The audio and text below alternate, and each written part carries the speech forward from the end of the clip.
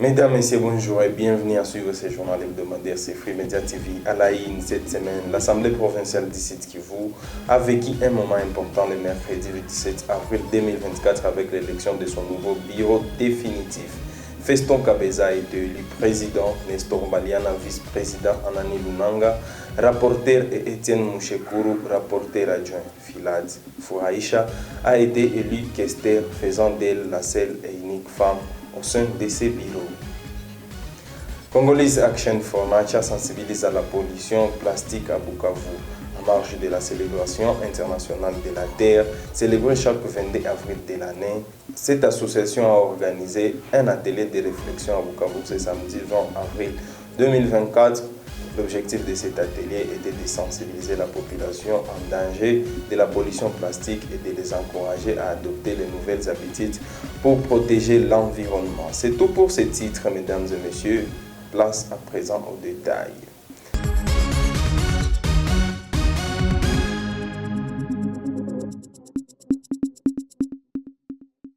L'Assemblée provinciale du Sud Kivu a connu un moment fort le mercredi 17 avril 2024 avec l'élection de son nouveau bureau définitif. Parmi les nouveaux membres, l'élu Filad Fouraïcha Mukuyano s'est distinguée en devenant questeur, la seule femme dans ce bureau. Sur les 48 votants, Feston Zindoula Kabeza a été élu président du bureau avec 33 voix. Nestor Baliana Mastaki élu vice-président avec 31 voix. Anani Lunanga élu rapporteur avec 38 voix. Étienne Mouchekourou Kayeni est élu rapporteur adjoint avec 27 voix. Et Filad Fouraïcha Mukuyano élu questeur avec 31 voix. Des détails avec Kosna Muhigwa. Élue au second tour avec 31 voix sur 48, Madame Foura a exprimé sa profonde gratitude envers ses collègues députés pour placer la confiance en elle. Elle n'a pas manqué de souligner l'importance de victoires symboliques pour les femmes de la province. Je manque les mots.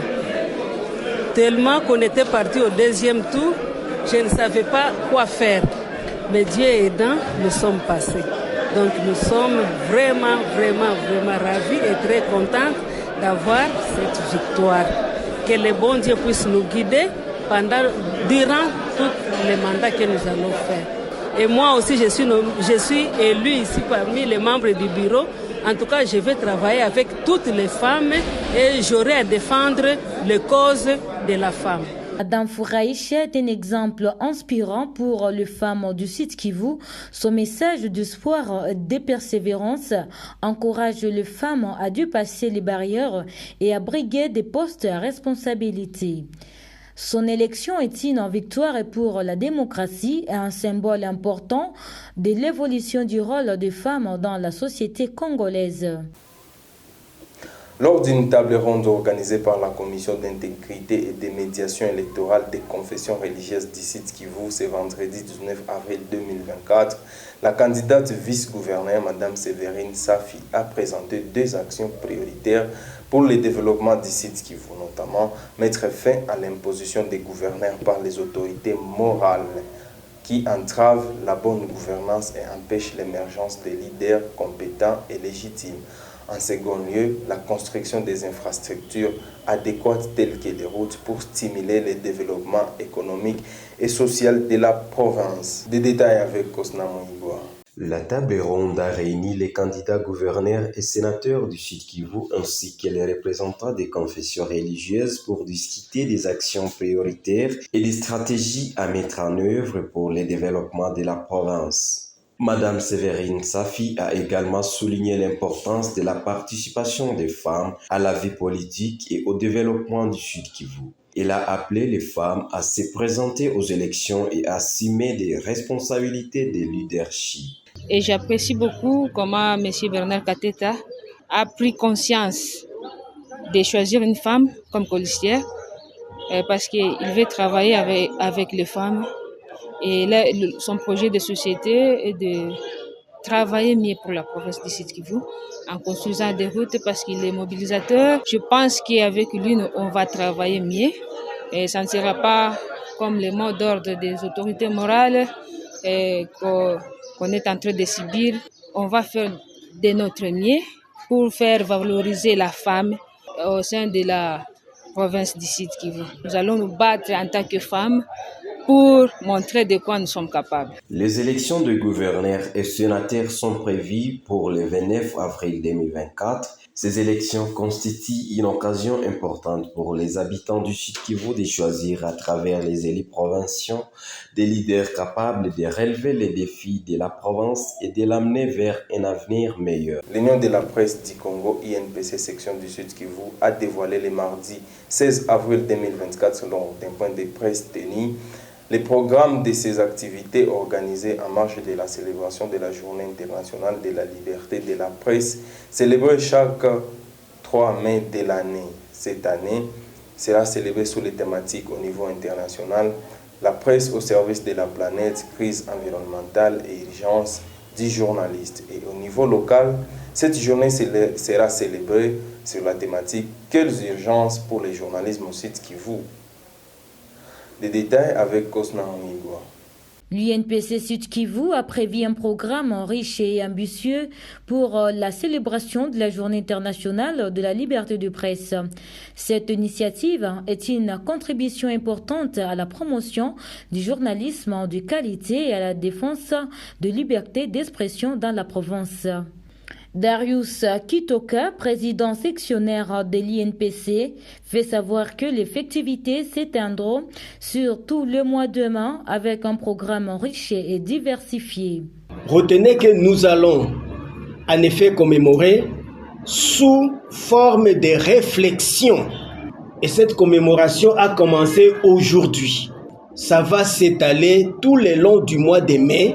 Nous les consacrons aux activités par rapport à quelles urgences pour le journalisme au Sud-Kivu.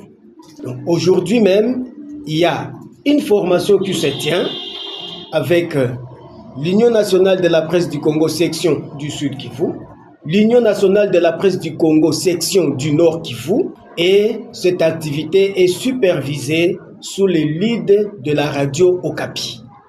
En date du 23 au 26 avril, plus de 30 journalistes seront également en formation, cette fois-ci avec la GIZ. On aura organisé une autre activité par rapport à la contribution ou au renforcement des capacités de la femme journaliste dans le maintien de la paix. Pour commémorer en fait le mois de la presse, votre corporation pense organiser une procession pour demander la protection de l'environnement du Sud-Kivu. Et pour revenir maintenant à notre focus pour le mois de mai, nous envisageons tenir l'Assemblée générale de l'Union nationale de la presse du Congo section du Sud-Kivu. L'Assemblée générale sera occasion de réfléchir aux urgences du journalisme au Sud-Kivu. Elle sera également marquée par la publication d'un ouvrage qui servira de socle d'orientation pour les journalistes de la province et deviendra un référentiel dans le paysage médiatique local. L'Association des femmes des médias AFEM lance un cri d'alarme ce vendredi 19 avril 2024 lors d'un point de presse avec les professionnels des médias. Dans un fait d'information distribué aux journalistes, AFEM dénonce la recrudescence des violences faites à l'égard des femmes et aux filles dans la province du Sud-Kivu. Face aux accusations de sorcellerie et aux violences basées sur les genres, AFEM mobilise une coalition regroupant divers acteurs clés tels que les forces de sécurité, les autorités judiciaires, les avocats, les administrations provinciales, les organisations de la société civile ainsi que les médias pour sensibiliser les communautés. L'Association des femmes des médias a recensé de nombreux cas d'incidents d'insécurité, de tueries des femmes accusées de sorcellerie et d'autres formes de violences basées sur les genres dans les territoires de Walungu, Kabare, Sange et Luvungi, ainsi que dans la ville de Bukavu. Ces documents rassemblent toutes les données alarmantes recueillies par l'Association des femmes des médias AFEM dans le cadre du programme OP2. Madame Nelly, la chargée des programmes de AFEM, revient sur les cas. Ce qui est de la période allant de novembre 2023 en avril 2024, soit 6 mois, 169 cas de violation des droits humains ont été répertoriés dans les zones couvertes par ce projet. C'est notamment 30 cas de violences sexuelles, dont 9 sur mineurs. Le groupement de Kalonge vient en tête avec 11 cas de viols des femmes et des filles par des hommes armés non autrement identifiés, 7 cas à Luvungi, 6 cas dans certains quartiers de la ville de Bukavu, 3 cas à Sange, 2 cas à Nyangezi, 1 cas de viol à Mitimoresa pendant cette période. En date du 3 décembre 2023, une fille mineure du sous-village de Mushingia Chifunzi, dans le groupement de Kalonge, à Calais bien sûr, a été violée par un élément d'un groupe armé. Les faits se sont déroulés lorsque la victime était seule à la maison. Le bourreau a abusé d'elle en lui promettant la mort si elle criait, si elle osait crier ou encore dénoncer. Le lendemain matin, la fille a été conduite à l'hôpital général de référence de Kalonge pour une prise en charge appropriée pendant que son bourreau a été arrêté pour quelques heures puis relâché plus tard suite à son statut.